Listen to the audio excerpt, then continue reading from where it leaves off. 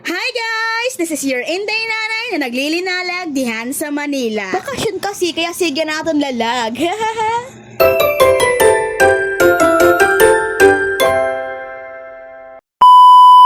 So for today's video ay narito tayo sa Valenzuela City para mag-dinner at kasyala. Ngayon kasi sa atin nag-invite yung atong follower ng taga San Vicente at kababaryo natin nga bagaw niya. Tara, pakikam sa balay ng pangaan kam kay Father's Day kuno. So matagal-tagal na nga nga video pero niyan ko pala kay-edit niyang ka-upload kay syempre naglinalagpakit sa ibang nga lugar. And take note, ini ng mga pagkaon ay niyan ko pala kay Kokolwe na lahat kay Nano ha. May mga shrimp na may Eden sabot nga sa bawbaw tapos may mga cherry at kasyala.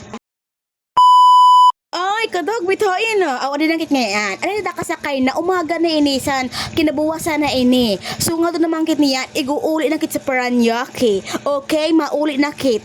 Pero bago kit umuli, bago niya, ipasyal ako nung niyangun.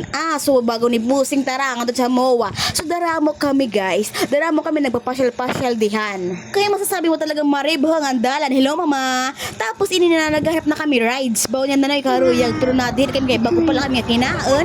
Nga mag-ride, ini magsusuka-suka kami. Pero tingnan niyo naman ang tawa ni Inday Nanay diyang kakaiba with saya, with enjoyment kay Nano ha. Nasa mall, nasa aircon, nag-iinuyag at ha. As in, sinusunod talaga ang bawat segundo nga makapag-enjoy kanya na. Nga niya na nga ni is, gain, patigalo naman mga ticket nga nam nakuha. At pagkatiman ng umangaon, siyempre nagutom kami. Apangaon pag-urodya, pagkatiman pag-uyag, nangaon na lahat kami utro. Puro li pangang kayo nataba na ako.